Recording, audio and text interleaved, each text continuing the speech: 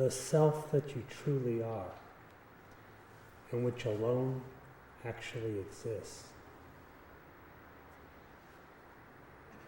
is unborn, unembodied,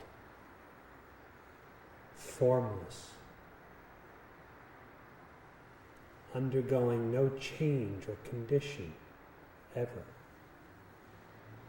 but is perpetually, silently, ever the same, ever existent.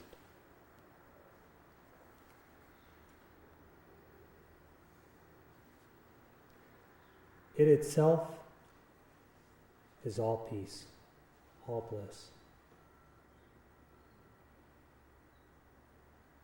There is never bondage for it, never suffering for it,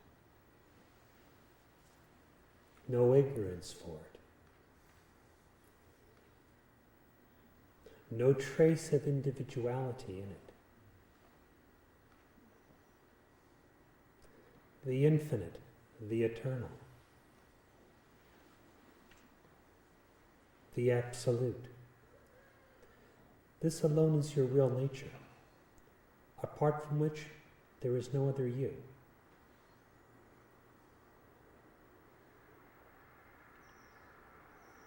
Thus the Upanishads declare in one of the Mahavakyas, or great aphorisms, Aham Brahmasmi, I am Brahman.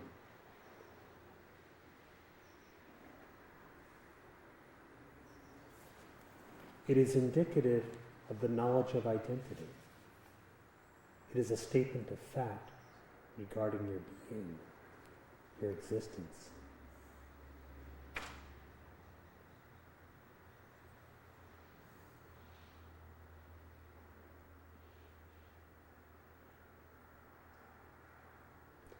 To realize it conclusively, so that your happiness and peace are uninterrupted, so that liberation is found to be your natural state and there can be no possibility of bondage in life or death. You have to know your identity. You have to know what you are.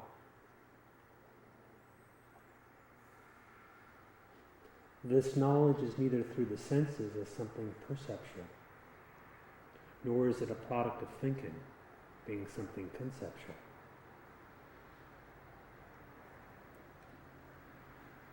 Knowledge of existence is by and for that existence itself. Self-knowledge is therefore indivisible, not divided between a knower, some process of knowing, and something known. So the Maharshi has said that in self-realization, being is knowing.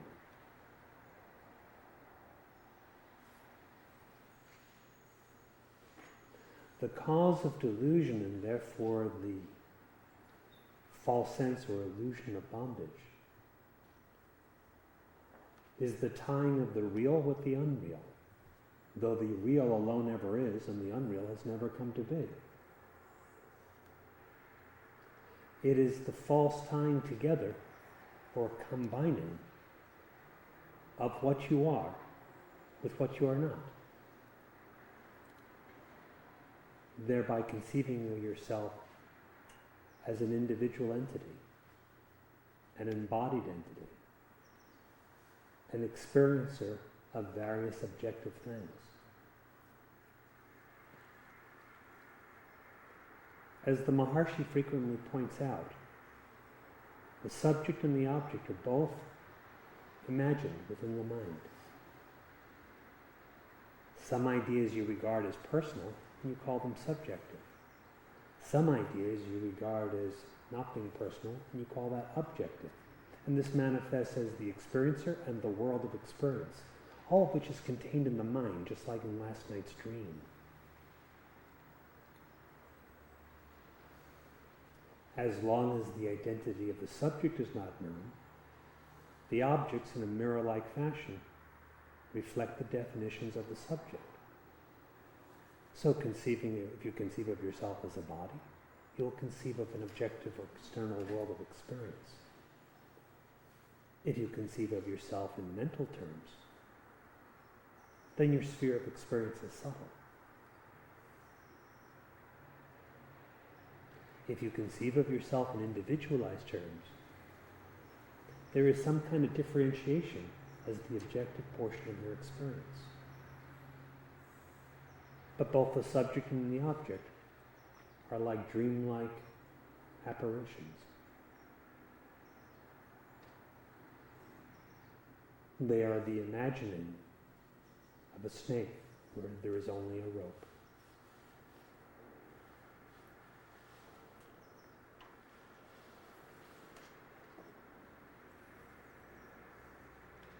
To be utterly free of delusion and thereby abide in your natural state, which is one of pure being, consciousness, and bliss.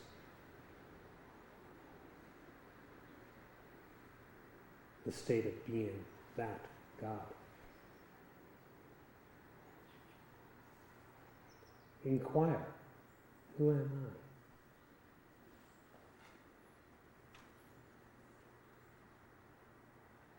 That which seems to tie together the infinite and eternal being consciousness with all of the illusion is called I. It seems to flourish as an individual being and continues to appear as such only so long that one does not inquire. The Maharshi calls it the ghost with no form of its own, and says that if you examine it, it will flee. It will run away. That is, individuality will cease to exist, or cease to appear, if you inquire as to what it is. There is the true self. There is not really another self. If you wish to realize the self, the true self, you need not do anything with that absolute true self. Just examine the one who wishes to realize.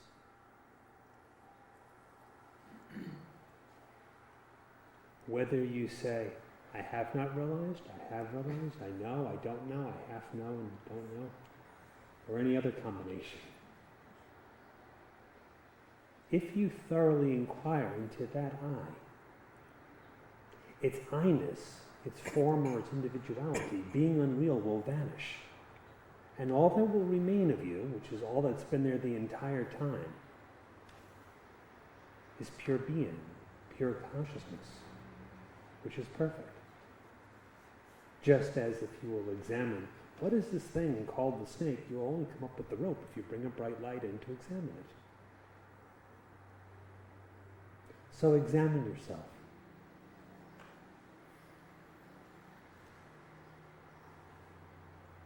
What in truth constitutes you?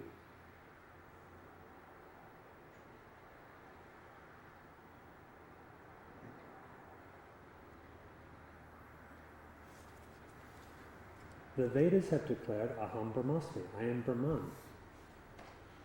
And in case you thought it referred to somebody else, they said, Tatvamasi, that you are. There is only one self, not a multiplicity of selves, neither around you, because such a concept is based on the notion of being identified with the body, nor within you, which is a concept of being identified with the mind. The partless, the indivisible, this is your nature.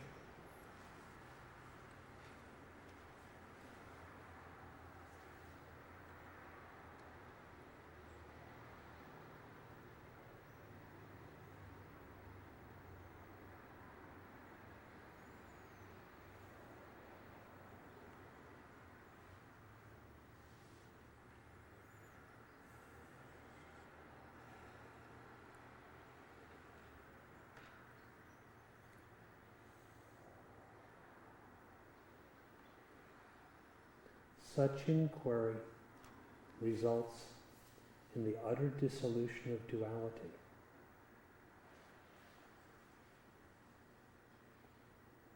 there is neither two kinds of eyes, nor I in this,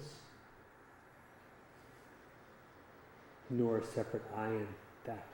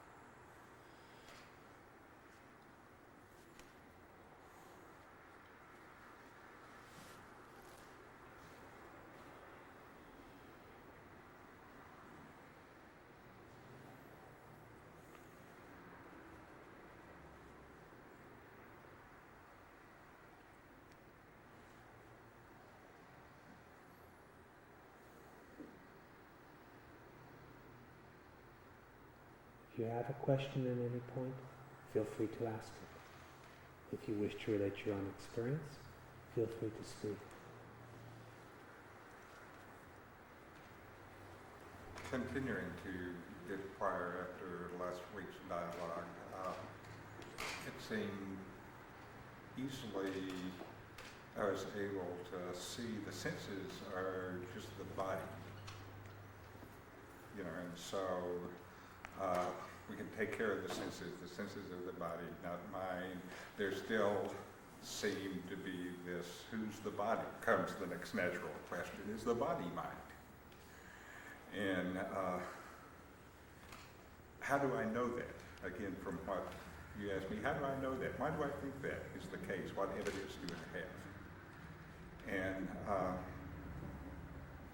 kind of looking at it from that way for a little bit, certainly I had the idea, part of the evidence that my mind thinks it has is, of course, the sensory and idea sense of this body in this place, and I know about what's happening inside this body, and I don't know about what's happening about that body over there, so this body must be mine, and this must be me.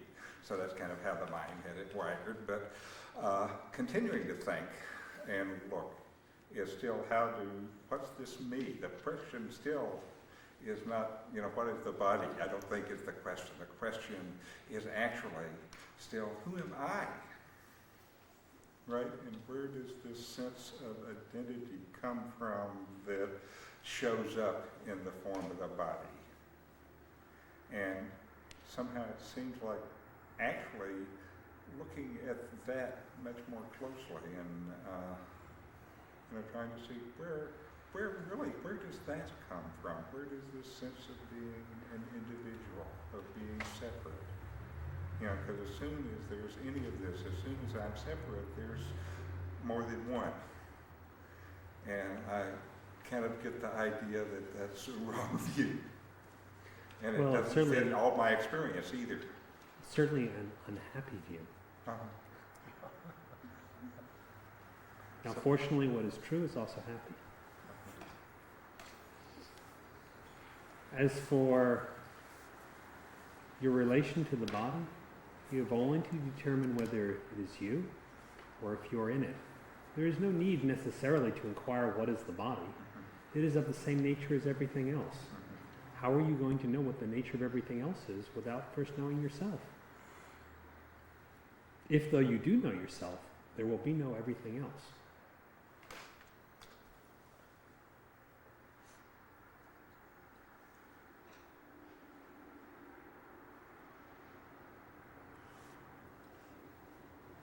Sensations do not determine reality, do not determine identity.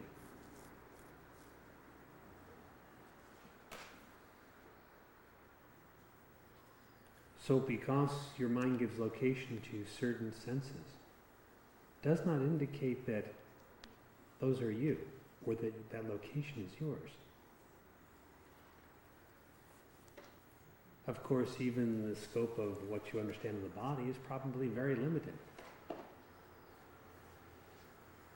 A few moments ago you said you understand everything that goes on inside that body. You probably know very little of what goes on inside that body. And similarly, you know very little about what goes on with other bodies. Considering the fabulous number of things that go on with any one body at any one moment, it's probably a good thing you're not aware of every single thing that's going on with your body. Every little aspect of your digestion and what have you, circulation. It's not important.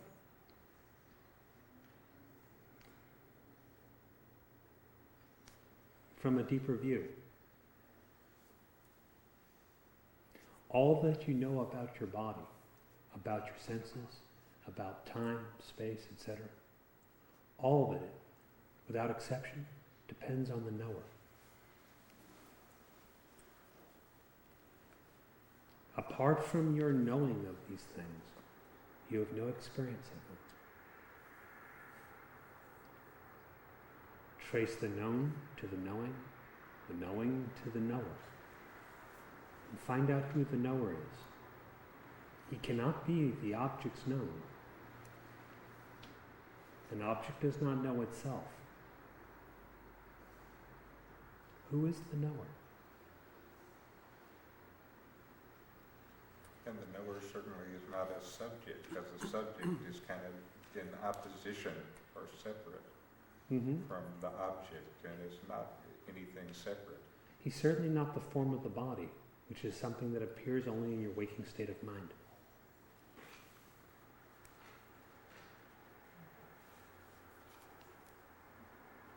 He's something that is existing, whether the form of the body appears like in the waking state of mind, or whether it disappears as in deep dreamless sleep.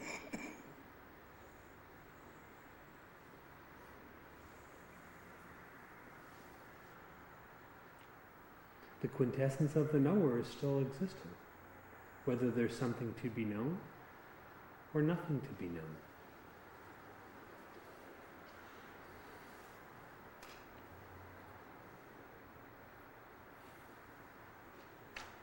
Now that one is always existing, without a moment's interruption, which is a matter of direct experience for all. How could he possibly be the body? Or how could he be limited to the scope of the body?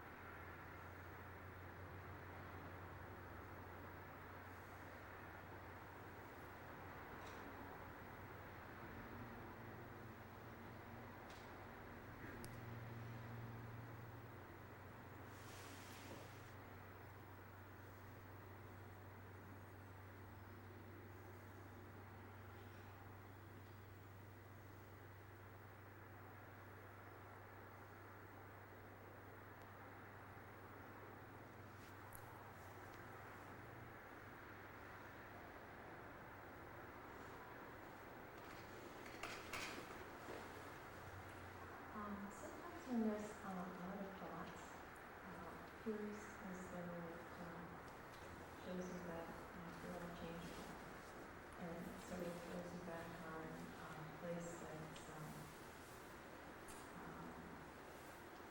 and it throws you back into looking for that which doesn't change. And it seems like there are a couple of experiences of levels, for lack of a better word, into that. And I was wanting to go all the way. And so sometimes it feels like it throws me back into a more peaceful place because the thoughts are too many.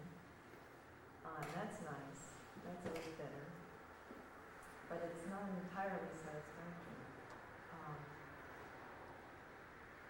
And then there have been another instances where there was a step even further inward that sort of shown everything that you would need to see right like that. And so that's really what I want to see. So my question is, sometimes I stop at that peaceful place, which is better than all the thoughts. But then there's letting go of even that and looking a little bit deeper. And yet my mind wants to say to myself, and I should recognize this, that, oh, you did that once, but you can't do it again. Or,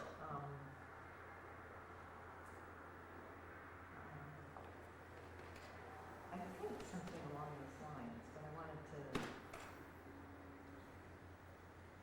Those are just more thoughts, aren't they? Yeah. What have they got to do with you? Well, in the experience looking back on it, it had absolutely nothing to do with me.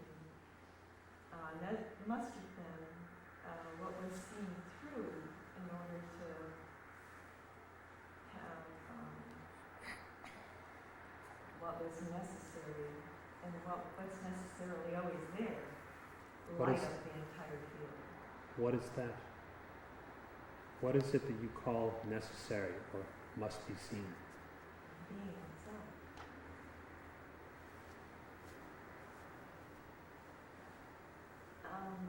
And so there arises in my mind this quandary, okay, if that's what lights up the whole field.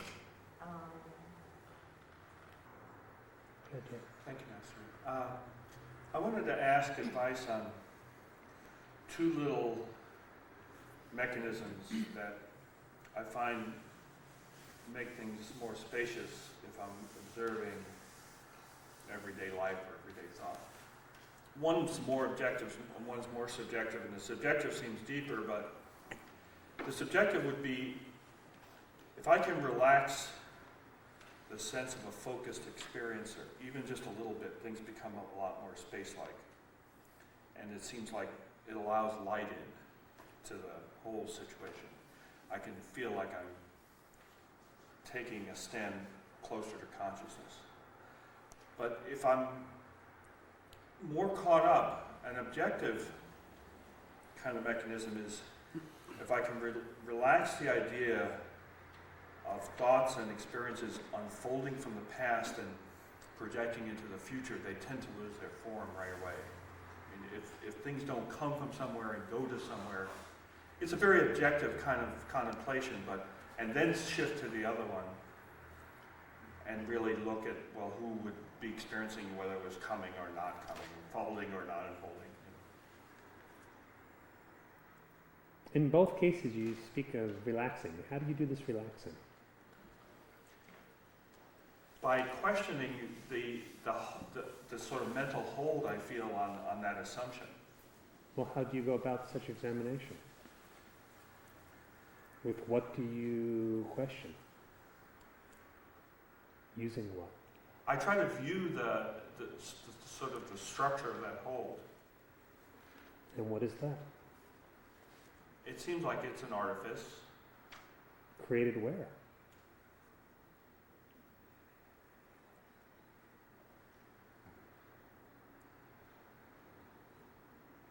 it feels like it's created in like a space of consciousness, but I trust in the teachings that consciousness engages in no such folly.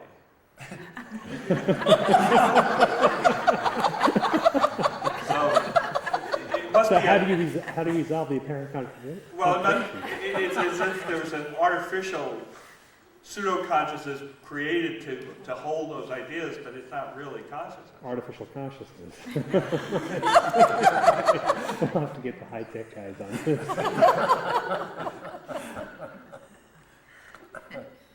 What do you mean by closer to consciousness? Well, everything would seem lighter and less grasping and Well, where are you clearer. standing now? What's that? Where are you standing now? Clearer than I usually do, because I'm here. How close to consciousness are you?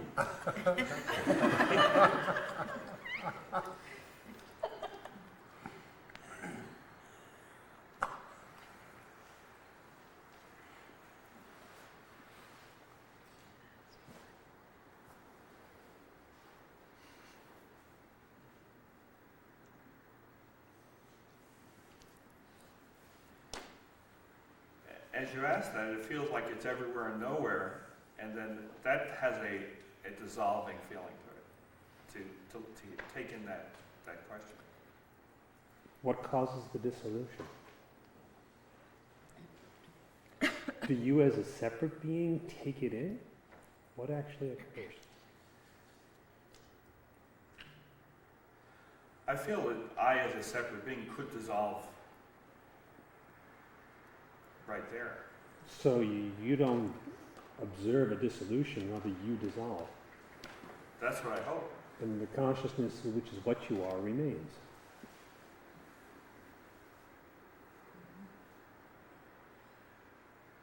Is there a separate dissolution, or what you earlier referred to as relaxing the hold on the subjective or objective views, both of which are in the mind, so they're the same? Is there a separate activity of dissolution apart from knowledge which obliterates ignorance?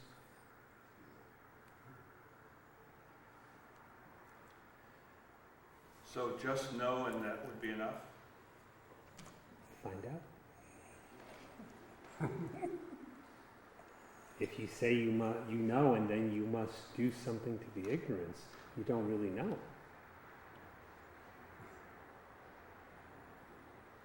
You yourself interjected the inquiry of who is going to relax, who is going to be. If just that inquiry is taken up, knowledge dawns to itself. Knowledge comprehends itself, because knowledge is consciousness.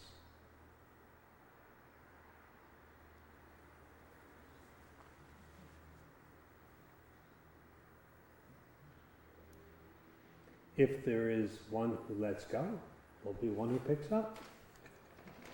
What is picked up will be let go of. What appears disappears. What disappears tends to reappear.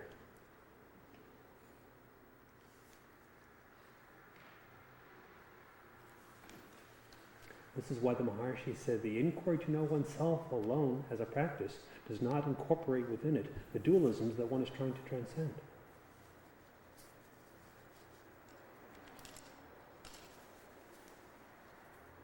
Otherwise, the individual, is assumed in whatever form or guise he appears, and then you grapple with what is objective. Whether you call it subjective or objective, it is still objective. I pick up, I let go.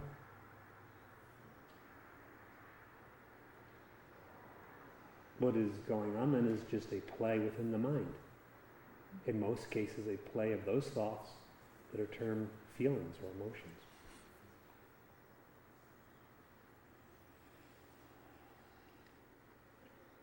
But true knowledge is thought transcendent.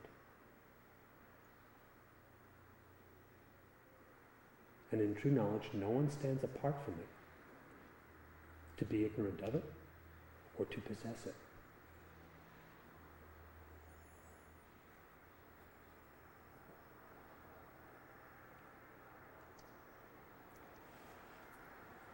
Is this clearer for you? it's a clear direction.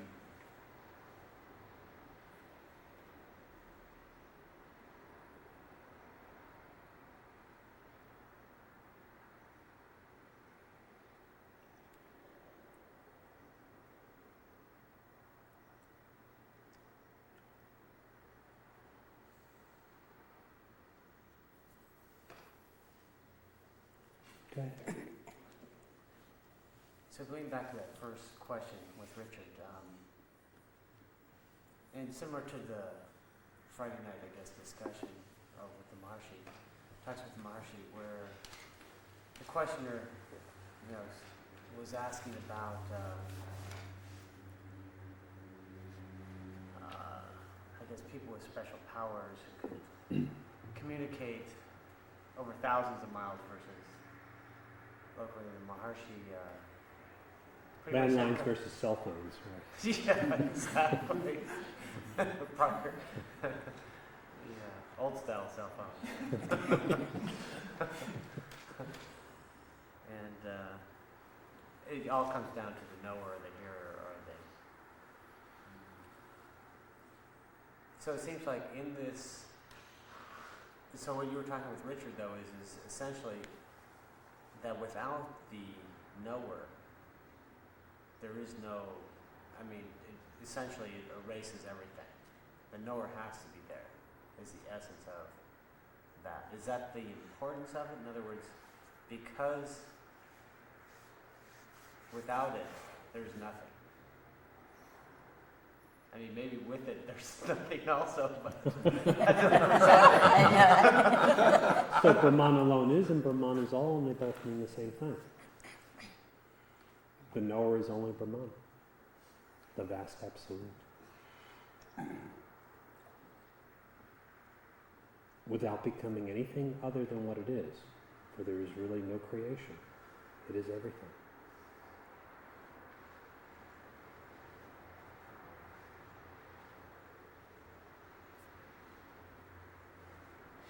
so even, let's just go back to the questioner. The questioner asked, what about these superpowers?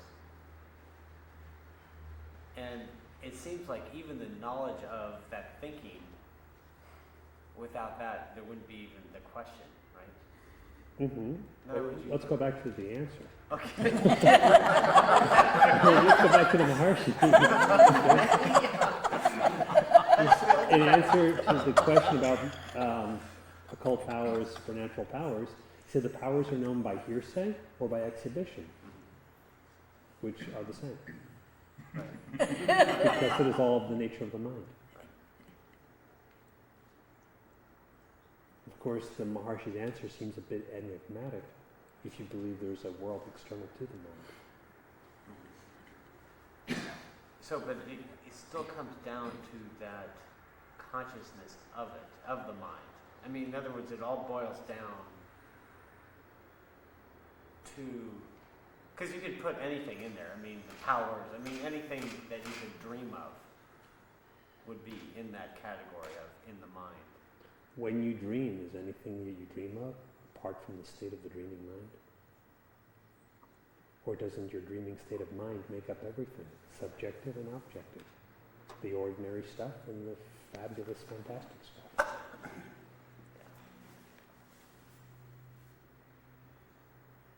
So it all reduces down to this, essentially this mind.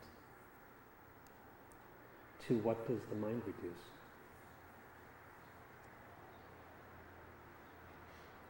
To capital mind. There we go. If it's Buddhist, it'd be capital mind. Whether we call it mind or consciousness or the self, has no beginning, has no end, is not formed.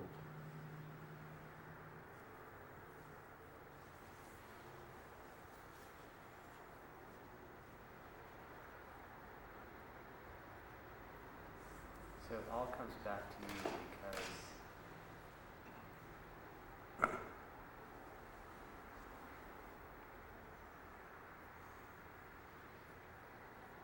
without you there's nothing, or with you there's nothing. It is the same thing. Okay.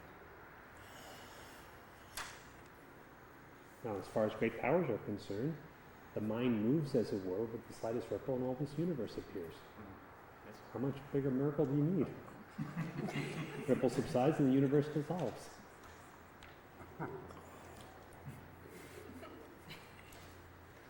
But if you misidentify with the individual, take yourself to be a body with limited powers and faculties, then something else that has different powers or faculties will seem quite extraordinary.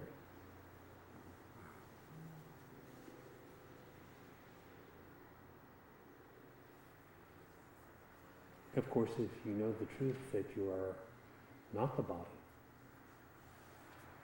and you do not misidentify with the ego, then all the power is in Brahman. It's the power of reality. And it is actionless.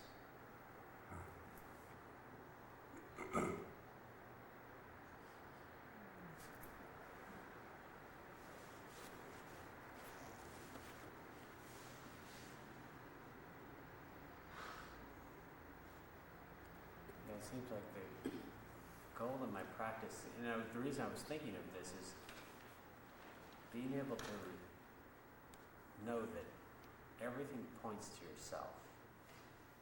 In other words, if I could live my life, and I try to do this, where my mind's more inward, and everything points to that inward state, and essentially then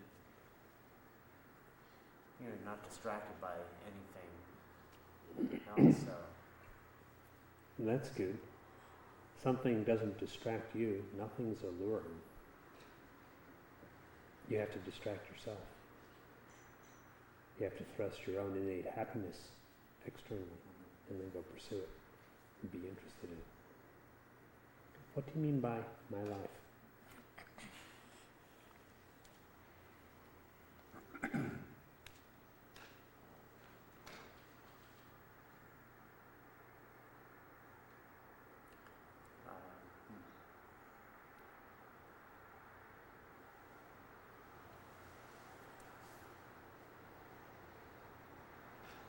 More like my imagination. Seems like it spins out something that I call my life, with these characters in it that have these responsibilities and have to, accomplish these different goals, and kind of keeps going. It's not very interesting. The story goes on for a limited time. Yeah. Are you the character?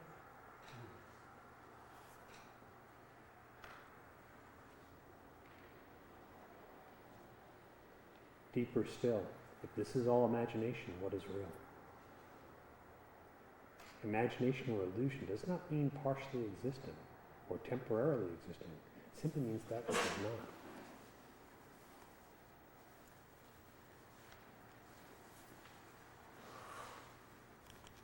If this is not, what is?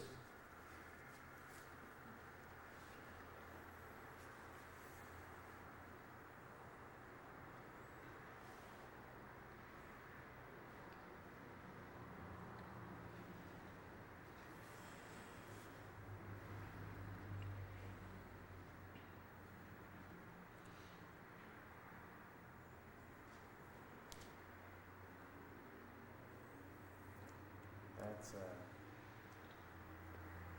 As the body, there is a life. As God, the universe is your life story. As the witnessing consciousness, you have no life story. And as the unborn real being, or pure consciousness that you really are, the question doesn't arise. so as God is what? You're taking up that position? It's good employment. No,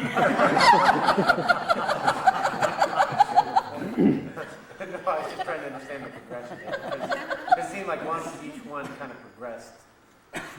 More subtle and vaster. So as a body, you have a life story. Mm. If you're not the body, then you don't have a life story. If you are God, the whole universe is, in its eons of time, is your life story. But if you are the consciousness which witnesses the rise and fall of everything, then you don't have a life story.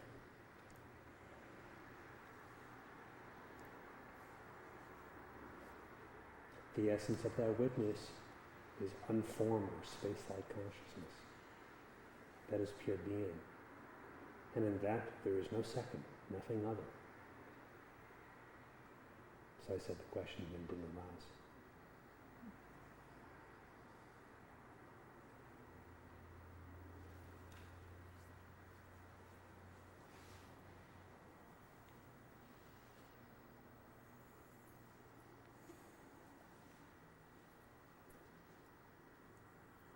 Because there's no one to have the question.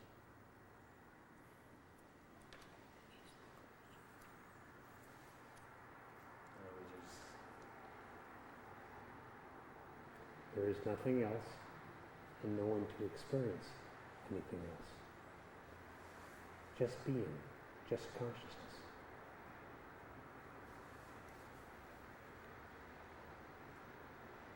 That is who you are.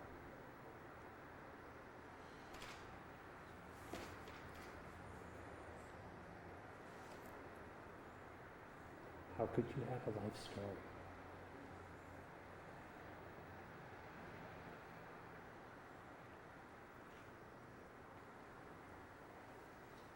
Since this has ever existed, without a moment's break,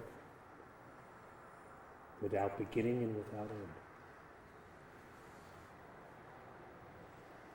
what can we say about everyday life?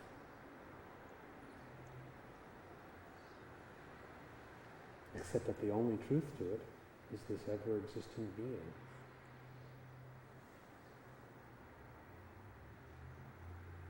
Then what you might call everyday life is entirely a misnomer. Well, I think what happens is what I call my everyday life also is radically changed, right? Depending on my state of mind. And obviously, it seems like as my mind goes more inward, it seems like what I call my everyday life is also radically changed, right? Because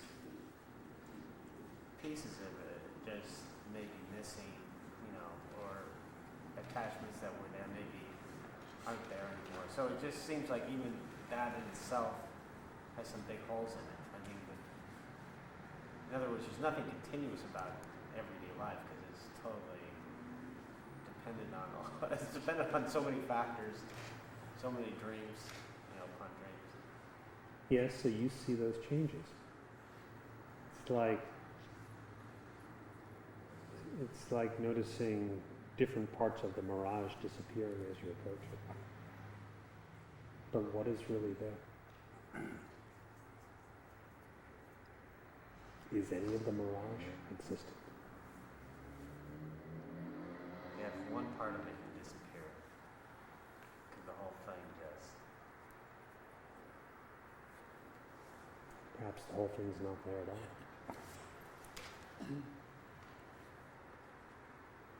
I have a feeling it keeps coming back to myself, though. Just as you're saying.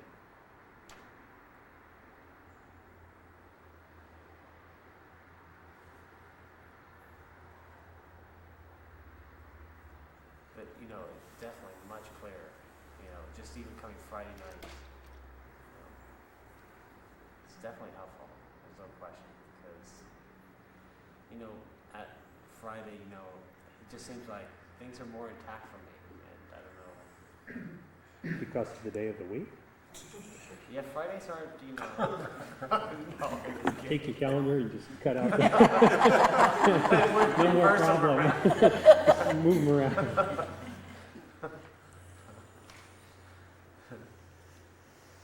Friday night's pretty good, though.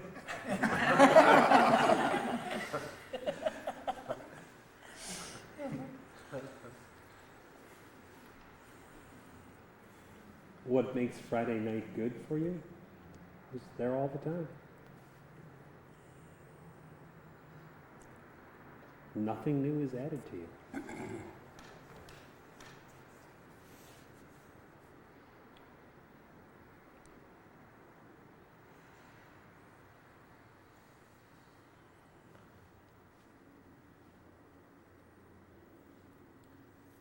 Except for the fact that it seems like things are clearer.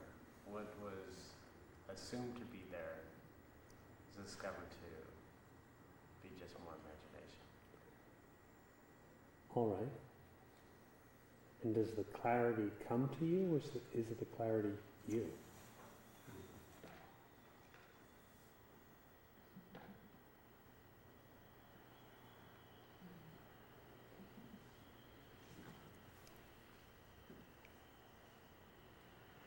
Is there a separate aspirant who gains clarity? Or does individuality, the false notion of that, dissolve and clarity is natural? Yeah, that seems like that has to be the case, right? 'Cause it's always there. And it's there, not just on Friday nights, but definitely it's the most potent when, because obviously during the week I have insights. Obviously the truth shines at all points, but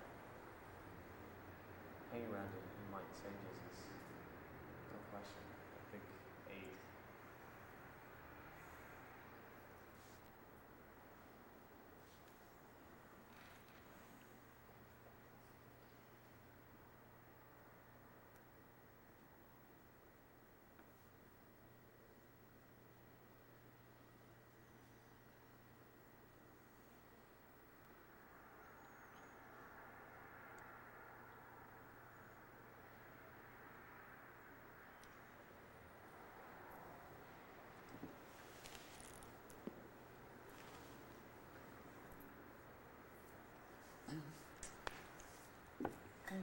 In the pure state of consciousness, would the existence or the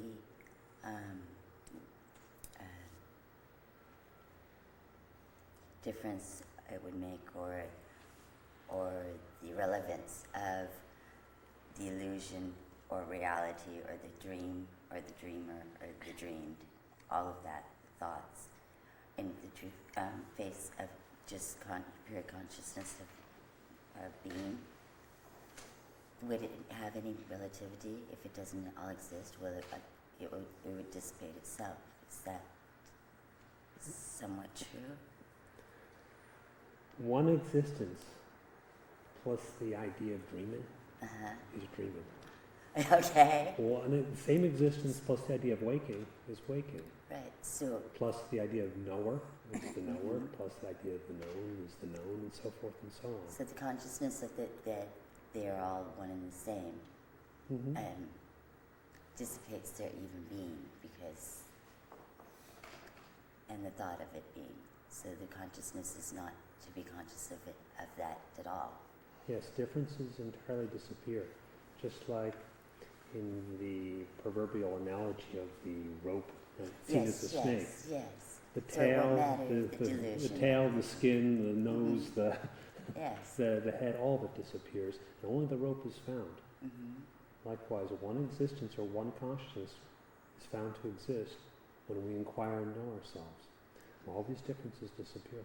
So the reality will be the consciousness, but it will be neither reality or illusion. It will be what is. Well, we call that Somewhat. reality. Okay. Well, but it's not relative if it's illusion and reality are the same way they don't exist. We discuss such terms as Yeah. illusion, reality, Okay. true and false, only to point out Point that out. which is truly existing all the time. Okay, and that's So what it some is. call it the supreme, some call it the self, some call it reality. Some may say it's neither real nor unreal, but that which is. But the experience of life, would one call it life? Or living. You can call it life or living, but if you associate life and living Then it with the gives it senses body. and the body, etc., then you need to go deeper. Yeah, to the formless, which is the consciousness of being. Am I getting close? Yes. Only the formless is eternal. Okay. You see every form perishing. You've known people who've died. Consciousness never takes form to be or not to be. Exactly so. Is that sounding So if we right? identify as the consciousness, we're identified as the eternal. Got it. Okay. If we take ourselves to be an Yeah. embodied life, Yeah. then that life will come to an end. Okay. It's just, if it is. It's that simple. There's nothing complex about truth. What is his? Nothing more. And a lot that could be nothing. Nothing. Nothing is everything. Okay. It becomes complicated again if you think too deep upon it. I found. Why do we fight the ability to just be of self? It is a long-standing habit of searching for oneself where the self is not to be found. The intention is right. You want to know yourself always. Just the objective outlook needs to be abandoned. Because there wouldn't be searching to begin with if we weren't looking. The searching is all right. We just need to search in In the the right right place. places. Okay.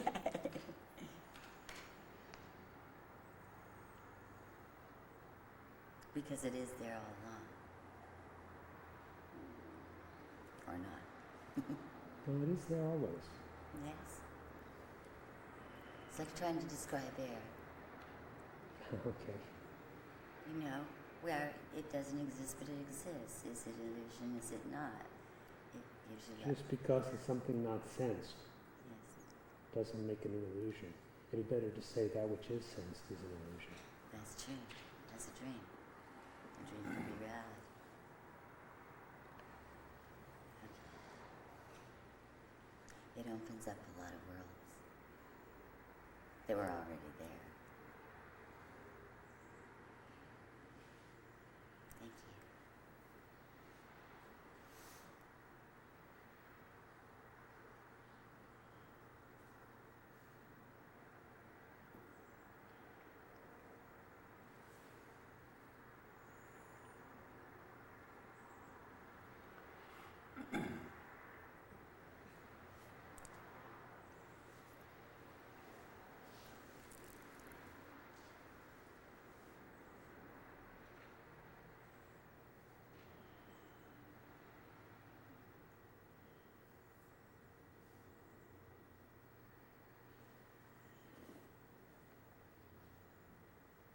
I had one more thing to ask. It seems silly, but I'm just learning certain things.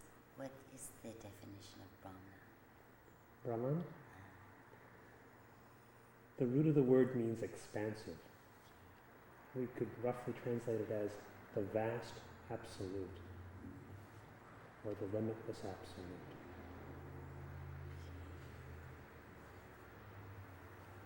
And as you use it in a sentence, can you give me the definition of what purpose it is? Is it the verb, the subject? It sounds like you're talking of a Shangri-La. Well, images of a heaven or Okay. Shangri-La Oh, are yes. just an image in the mind for something that calls from deep within. Okay. When we know that for what it is, or we might say when we know God, not as a human conception of God, but as God sees God with God's own eye, that's Brahman, which is the inconceivable. Okay. The all. Beyond the conception of all. Okay. It is a formless, it is Okay. indicate the formless absolute, Okay. and not a human conception of the absolute. I think there is a word in Yiddish that gives it also, but it doesn't, it's untranslatable, just like because it is of all of which you describe, but I'm not sure if it's the same usage of the term.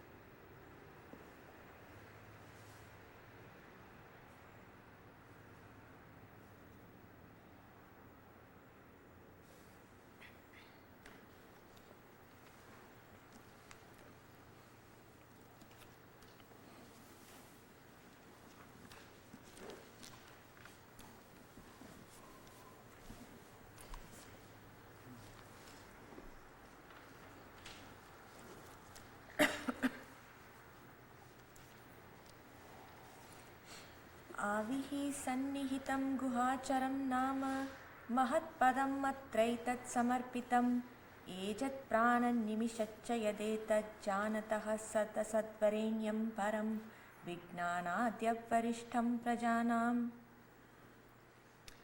It is self-effulgent, well-seated and well-known as moving in the heart, and it is the great goal. On it are fixed all these that move, breathe, and wink or do not wink. Know this one that comprises the gross and the subtle to be beyond the ordinary knowledge of creatures, and it is the eligible and the highest of all.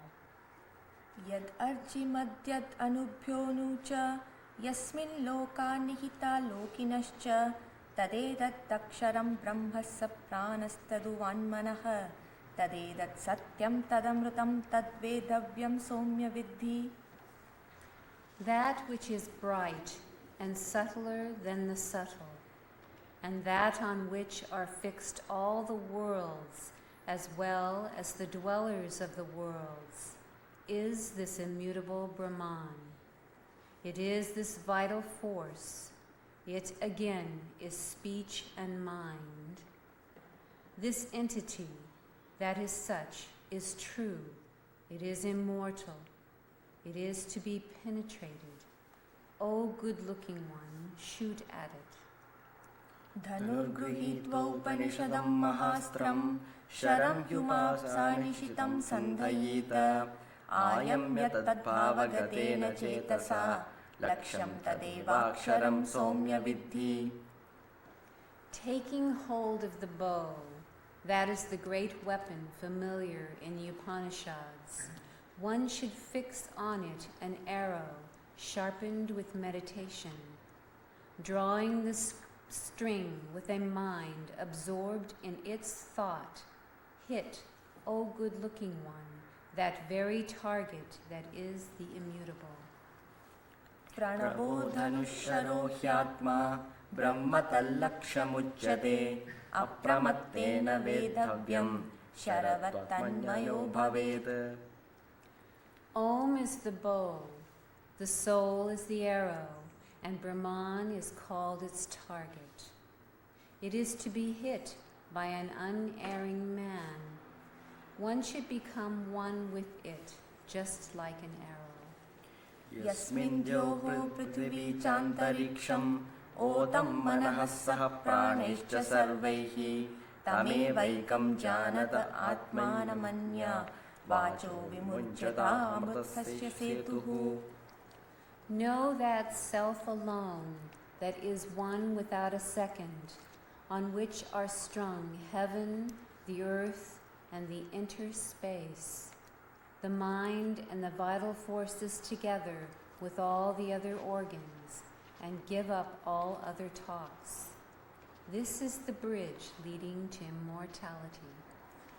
Ara ivarathanabhau samhata yatra nadyaha sa esho antascharate bahuda jayamanaha omityevam dhyayata atmanam swasti vaha parayas tamasah parastat. Within that heart in which are fixed the nerves like the spokes on the hub of a chariot wheel, moves this aforesaid self by becoming multiformed. Meditate on the self thus with the help of Om. may you be free from hindrances in going to the other shore beyond darkness.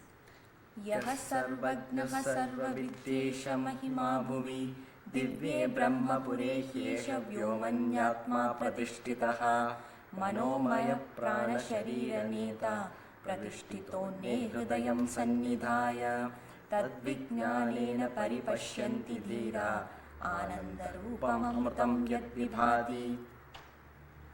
That self which is omniscient in general and all-knowing in detail, and who has such glory in this world, that self which is of this kind is seated in the space within the luminous city of Brahman. It is conditioned by the mind. It is the carrier of the vital forces and the body. It is seated in food by placing the intellect in the cavity of the heart. The discriminating people realize, through their knowledge, the self as existing in its fullness on all sides, the self that shines surpassingly as blissfulness and immortality. विद्यते हृदयच्छन्दी छिद्यन्ते सर्वसंशयाः क्षीयन्ते चास्य कर्माणि तस्मिन् दृष्टे परावरे. When that self, which is both high and low, is realized, the knot of the heart gets untied, all doubts become solved, and all one's actions become dissipated. हिरण्मये परे कोशे विरजं ब्रह्म निष्कलं तच्छुभ्रं ज्योतिषां ज्योतिः तद्यदात्मविदो विदुः. In the supreme, bright sheath is Brahman, free from taints and without parts. It is pure and is the light of lights. It is that which the knowers of the self realize. न तत्र सूर्यो भाति न चन्द्रतारकं नेमा विद्युतो भान्ति कुतोऽयमग्निः तमेव भान्तमनुभाति सर्वं तस्य भासा सर्वमिदं विभाति. There the sun does not shine, nor the moon or the stars, nor do these flashes of lightning shine there. How can this fire do so? Everything shines according as he does so. By his light all this shines diversely. ब्रह्मैवेदममृतं पुरस्ताद् ब्रह्म पश्चात् ब्रह्म दक्षिणस्थ उत्तरेण अधश्चोर्ध्वं च प्रसृतं ब्रह्मैवेदं विश्वमिदं वरिष्ठम्. All this that is in front is but Brahman, the immortal. Brahman is on the right as well as on the left, above and below too, is extended Brahman alone. This world is nothing but Brahman, the highest.